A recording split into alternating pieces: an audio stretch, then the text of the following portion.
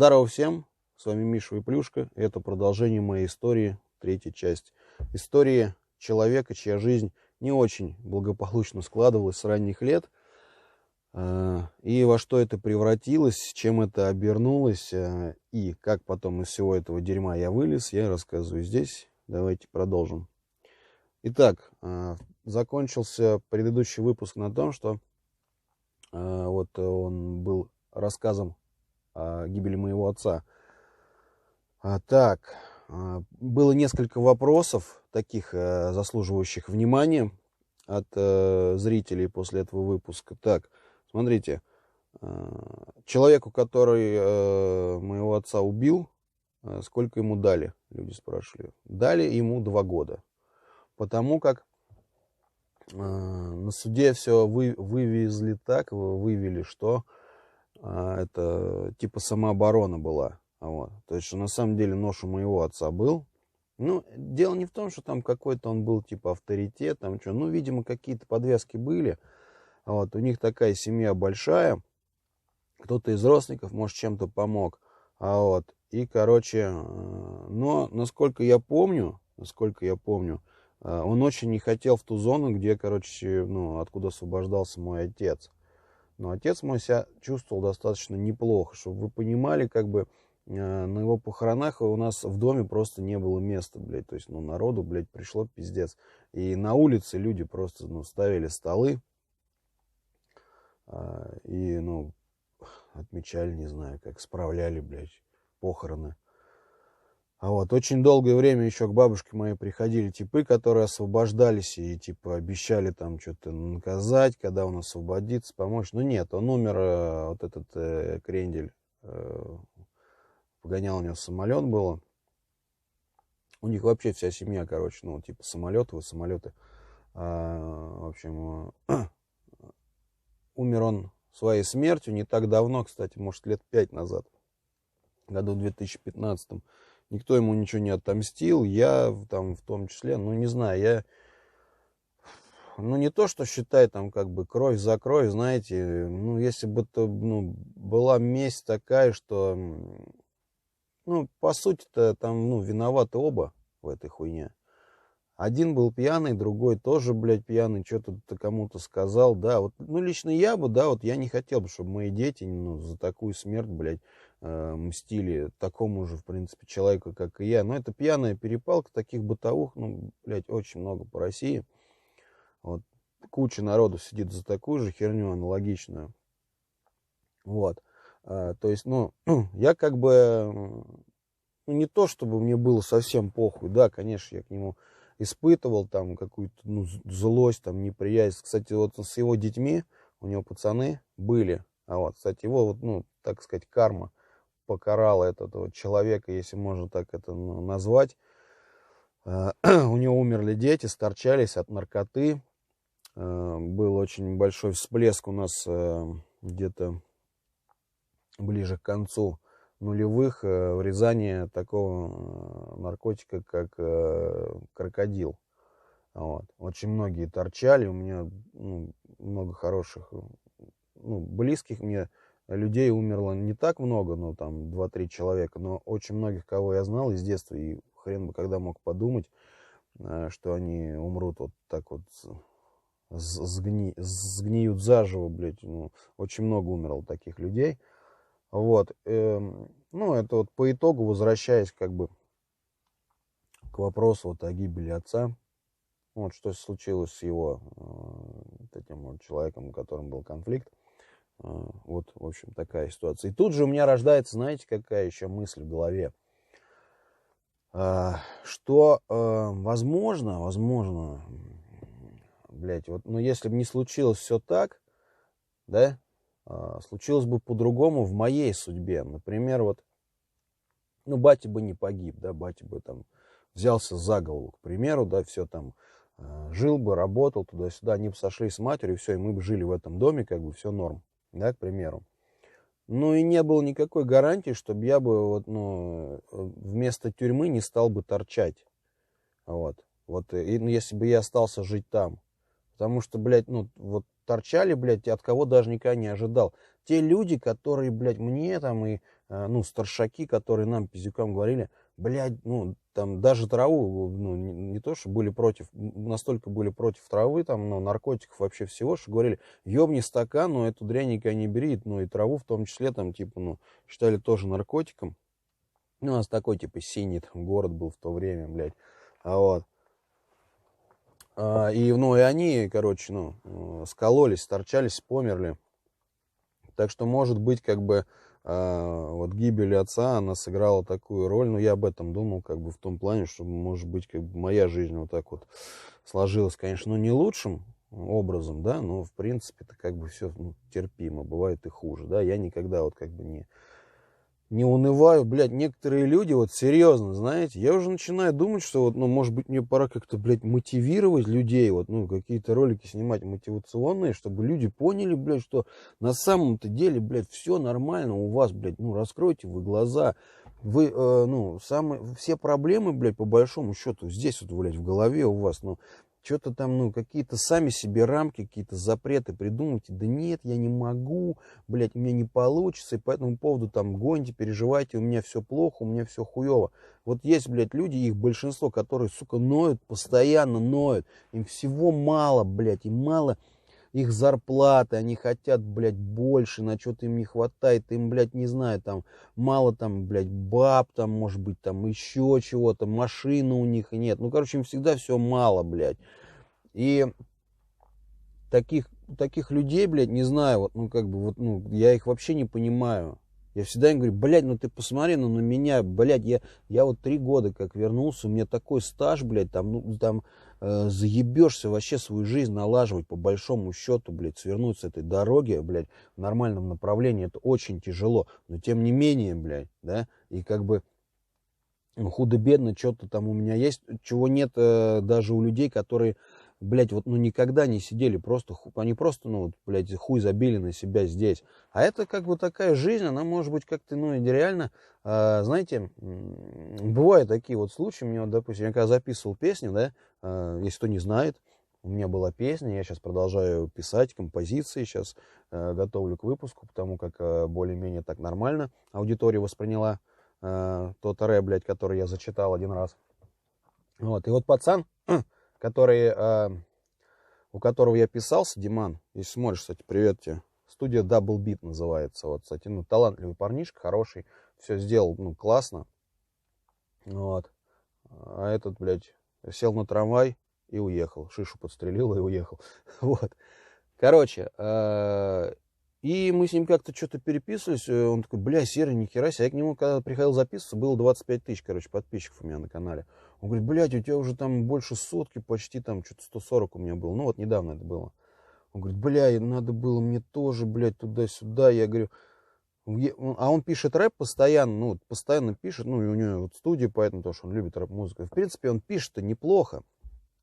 Ну, он пишет, ну, такая, ну, тема не цепляет, она не на злобу дня, и там, ну, не особо кто в ней себя узнает. Он молодой пацан, и он поет какие-то там, ну, такие грустные песенки, не знаю, о своей жизни, там, студенческой, блядь, ну, на то, что, в принципе, ну, всем похуй, да, если говорить уж так. Я понимаю, это затронул тему, там, не знаю, блядь, ну, подростковой, там, преступности, там, наркомании, что-то такого, да.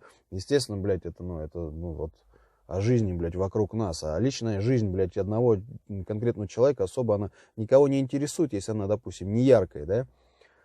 И он говорит, бля, вот у меня не получается, вот, бля, ты молодец, там, туда-сюда. Я говорю, ты знаешь, вот почему? Почему вот у меня как бы вот, ну, поперло получается? Я говорю, потому что мне это хотелось, потому что, блядь, мы вот, ну, вот такие вот люди, блядь, голодранцы, блядь, да, которые с детства не видят нихуя, мы за каждый шанс, блядь, мы цепляемся, блядь, там, ищем что-то там пробить, хуяк узнать там, блядь, с одним там познакомиться, что-то хуяк, вот, я говорю, потому что, а он как бы, ну, из такой нормальной, хорошей семьи, ему как бы там, ну, я говорю, ты понимаешь, тебе там родители оплатили учебу, там папа тебе там выбил место, вот это вот, ну, студию, он тебе там ее оплачивает, да, ты там, ну, грубо говоря, там для творчества, для души, ты этой хуйней занимаешься, может, там какой-то хуйней, вот, может, какую-то копеечку там имеешь небольшую, типа, ну, вот, но по большому счету тебе все на блюдечке, поэтому ты как бы, ну, и особо-то, блядь, жопу не рвешь, да, Вот. А такие, как я, блядь, ребята с улицы, блядь, естественно, мы там, блядь, зубами нахуй выгрызаем, блядь, себе просто, блядь, дорогу, блядь, пробиваемся через терник к звездам. Вот. И, блядь, далеко ушел, но все равно вот эта информация нужная, понятно, что на самом деле вот такая жизнь, она реально как бы, кого-то она мотивирует, а кто-то нет, кого-то она устраивает просто и все. Кто-то просто готов так вот прожить всю жизнь, как бы, как еблан. Но я нет, я всегда готов, знаете, как говорил Рой Джонс, я, говорит, я знаю, что у Бога для меня есть план какой-то, вот. Я, говорит, типа, пока не знаю какой, но знаю, что он есть. И я вот с такой тоже мыслью все всегда прожил, что, как бы, блядь, ну, я не просто, не для того, я вот просто живу, чтобы, как бы, ну, так вот беспонтово, блядь, просто побыть здесь, как бы, и уйти, блядь, ну. Я как бы всегда чувствовал, что какое-то есть у меня, не знаю, предназначение, что ли. Не знаю, может, меня там что-то волокет, блядь, в последнее время, ёпты, блядь, блогер хуев. Вот. Но ну реально, действительно, ребят, я вот как-то чувствую, у меня были вот это, к этому всегда какие-то позывы. Ну, сейчас я надеюсь, что действительно полезное что-то делаю своими рассказами. Ну, мне в основном люди пишут там такие положительные отзывы все, типа, бля, Серый, вот ты молодец, я там думал то, думал это, тебя посмотрел, там, передумал, там, вот спасибо тебе за рассказы. Ну, этого полно, реально, это каждый день мне пишут люди. Спасибо вам, кстати, ребята, огромное спасибо. Обратная связь, это очень круто, на самом деле. Ссылки на ВК и Инстаграм в описании, пальцы вверх, это несложно, это бесплатно, это пиздато, блядь. Вот, итак, немножко давайте еще продолжим по поводу того, что было потом. Меня немножко не в ту степь понесло, поволокло, блядь, волка. После этого вернулся я в Москву. Ну, как в Москву, мы вот после того, как после этих событий, что были в предыдущей серии, в предыдущих сериях, блядь, вот, вот погиб мой отец, я вернулся в Зеленоград, мы там еще недолго прожили, но тогда вот прям пиздец у меня начался, у меня очень испортились отношения с матерью, хотя они у меня испортились немного раньше. Блин, не люблю эту историю рассказывать, короче, ну, потому как после того, вот после всех событий я к своей матери относился и поступал с ней потом тоже очень, ну, как бы, нехорошо. У меня, как бы, мы вообще чуть ли не чужими людьми стали, вот, и у меня отношение, вот, ну, перед тем, как меня посадили, прям было, ну, такой пиздец плохой к матери. Вот, и, ну, сейчас все как бы нормально, да, ну, я не знаю, она вроде меня как особо не смотрит, если видишь, не знаю, на самом деле, прости меня за все, но эту историю я не могу не рассказать, блин, ну, потому что она у меня отложилась в памяти. В общем, когда мне было 7 лет, я должен был идти в 1 класс, меня, короче, мама привезла к бабушке и не забрала. Пропала на год. То есть я, ну, просто привезла на лето, вот, у отцовой бабушки, причем, батя тогда еще был жив. Вот. Это я вам рассказываю, откуда началось вообще отношение не очень хорошее с матерью. Вот. И все, летом она меня не забирает, осень уже, блядь, в школу идти. А ни слуху, ни духу вообще, никто не знает, где она. Тогда мобил, ничего не было, блядь. Вот. Я пошел в школу в Рязани, в деревенскую. Вот. А что, я же еще, ну, у матери отца был. Она мне такая, я говорю, где мать, почему она меня не забирает? А она говорит, ну, она тебя бросила там туда-сюда. Вот, подливала такая маслица в огонь. Ну, по сути-то она права была, ведь, ну, так и есть, бросила.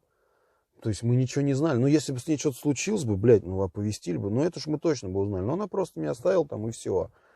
И я как бы про нее забыл, блядь, все, ну, как бы первое время там, конечно, охуевал. Я там, ну, почему так? Она говорит, ну, ничего страшного там, будешь жить у нас, там, папа скоро освободится, там, туда-сюда. И спустя год она, короче, заявилась. Заявилась. Блядь, у меня такая была истерика. Вот эти моменты, бля, их вот хуй забудешь. Вот серьезно, хуй забудешь такие моменты. Я помню, как вот прям я прятался за дядьку, за Диманом, ну, за брата моего отца. Орал прям в истерике, уходи, не подходи ко мне, короче, там, ну, там такие слова, там, ну, не матные, я тогда особо, ну, так знал, блядь, конечно, хули, 7 лет уже, блядь. Вот. Это сейчас, блядь, в 7 лет, ёпта, детей одних гулять не отпускают, блядь, даже, ёпта. А в то время я пиздец уже. Я пошел в школу, блядь, мы столовую там подломали, блядь, когда уроки прогуливали. Пиздец, блядь, нас ищут все, блядь, а мы в столовой, блядь, дверь разбили, нахуй. А вот с Фунтиком, блядь, царство небесный, брат родной его убил, блядь, пиздец, на кухне зарезал, пацан с конищего. Жалко. Вот, с Фунтиком, блядь, там еще с пацанами, блядь, Паша Глебов был. Сидим, хуярим в столовой, чаи распиваем, блядь, стекло разбили, нахуй, пиздец. Вот, и, короче, ну все, она ушла, вот, а они, ну, а на следующий день они меня, короче, выкрали там, блядь, обманным путем, вот, и увезли в Москву. Вот такая хуйня. Вот этот момент я запомнил, блядь, вот он прям очень неприятный был. Второй момент был неприятный, когда после этого, когда мы уехали в Рязань, ой, пизжу, в Зеленоград переехали жить, вот, и жили там сначала мы вдвоем. Вот, когда вот этот Андрей, ну, про которого я рассказывал, в чьей хате мы, типа, живем сейчас до сих пор, ну, вот, типа, бывший мент, и который злой и ебанутый был. Вот, мы уехали от него, когда он ударил мать, уехали жить в Зеленоград, вот, а когда я вернулся с лета от бабушки, она говорит, бля, мы типа там живем с дядей Колей, блядь, вот про которого я рассказал, который с Теряева. А это дядя Коля, они познакомились, он у нас ремонт делал в квартире. Я говорю, блядь, какой дядя Коля, я не хочу, все, блядь, ну пиздец. Я, блядь, тоже помню, плакал, орал, она говорит, Сереж, типа, если ты скажешь, я с ним жить не буду. Я говорю, нет, я не хочу, мам, я не хочу, блядь, ну его нахуй. Ну, не так, конечно, ну, приблизительно, суть такая. Вот. И хоть она и сказала, типа, что если ты не хочешь, чтобы я с ним жила, я с ним жить не буду. Я сказал, что я не хочу, но она все равно с ним жила. Это тоже очень важный момент. Потом она уже меня ни о чем не спрашивала. В принципе, ну, хуй спрашивать, если все равно как бы твое мнение не ебет никого. Вот. И это вот эти вот моменты сложились вот так вот, отдаляли нас друг от друга, скажем, да. И вот когда отец погиб, там еще такая фигня интересная. Мать, когда ехал на похороны, и автобус не наполнялся, а там же ждали на Казанском вокзале. Вот, пустой, чтобы не ехал до Рязани. И потом он сломался по дороге, блядь.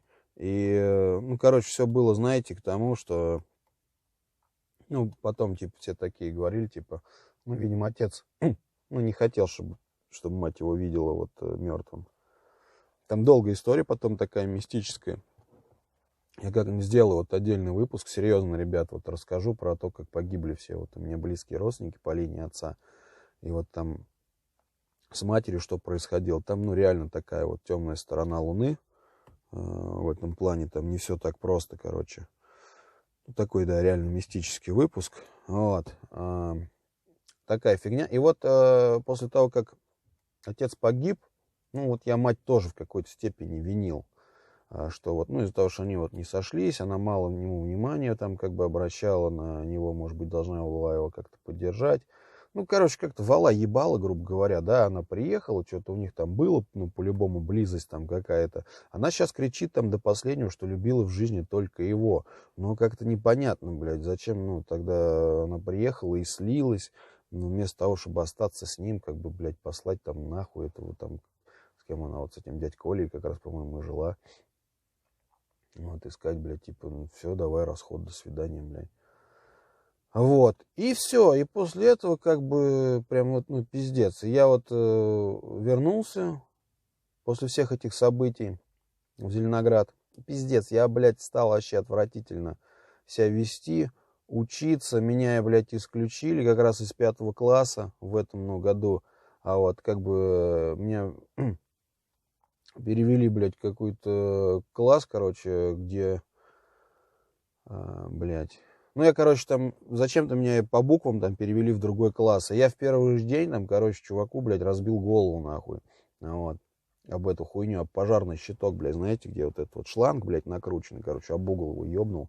Вот. А там как бы никого не волнует, там, ну, что вот там вводить в положение, у него отец вот там умер этим летом, как бы там всем похуй, ёпта. Это Москва, детка, блядь. Вот. Нихуя такой резонанс, там кровище был пиздец, нахуй. Все, меня со школы этой выгнали. Я дома, блядь, учился этот год, блядь. Меня никуда не брали, нихуя. Короче, там одно на другое, там ебаный на насос, блядь, вот. Я стал потом еще из дома убегать, блядь, короче, блядь. Ну, просто я убегал, блядь, не хотел, нахуй, ну, никого видеть просто. Я говорю, я не хочу с вами жить, все в пизду. Меня там искали, блядь, и с ментами, и находили, блядь. Раз-два находили, блядь. Потом я один раз сам вернулся, блядь. Уже когда, видимо, там заебался, блядь. Жрать захочешь, домой придет сам. Вот. Такого плана. Потом меня уже в интернат, блядь, отдавали. В следующий год я пошел учиться. Тоже, в Зеленограде, только в другую школу. Там первую четверть я учился так, что меня отдали нахуй в интернат, блядь, короче, там где-то за Зеленоградом. Специально вот от школы, не от одной школы, от всех школ, блядь, то есть таких вот учеников, блядь, отправляли в эту школу, она, блядь, короче, за городом. Такой, типа, остров, блядь, отшельников, типа, блядь, тусуйтесь там нахуй сами, там такое происходило, там пиздец вообще. Там все курили, блядь, 11 вот лет мне было, там еще были следующие, там, по-моему, 12-13 лет классы, блядь, короче, там курили все, блядь, там просто, не знаю, там постоянно драки, блядь, а там даже кто-то пытался самоубийство, там постоянно кражи, блядь. Один там чел, блядь, хотел себя убить, блядь, засунул, блядь, эту скрепку, блядь, в розетку, блядь, там нахуй, мы чуть не сгорели, блядь, это в соседней комнате было. Воспитательницы там, короче, блядь, приглашали молодых каких-то типов, ёпта, бухали, еблись там. Пиздец просто, вообще жопа, ёбаный в рот. Вот. Короче, меня отправили туда, блядь. Естественно, меня там никто ничего не исправил, блядь. Я там просто там побыл и все. И, в общем, вот так вот детство мое развивалось. Я не знаю, в принципе, больше рассказывать об этом периоде времени нечего. Следующий этап, это будет вот следующий ролик о том, как моя мать жила с бандитом. Вот. С бандитом из одной из московских ОПГ. И вот он мне дал более-менее хорошее воспитание, хорошее отношение ко мне проявил. Я уже о нем рассказывал. Есть в планах снять видео с ним. Вот, он до сих пор жив. Это дядя Саша. Думаю, вы все помните, так как эта история, это Перезалив. Вот в следующем ролике опять расскажу о нем, ребят. Все, всем добра. Огромное спасибо за внимание. Ссылки на ВК, Инстаграм, на мой второй канал в описании. Как всегда, пальцы вверх, подписка, вся хуйня. Лайки, дизлайки, комменты, блядь, в продвижении. И вообще так просто поговорить, так сказать, я читаю, листаю, лайкаю, вижу. Вот. Огромное спасибо всем спонсорам канала. Что еще-то, блядь, даже не знаю сказать. Все. Давайте, до новых встреч. Увидимся.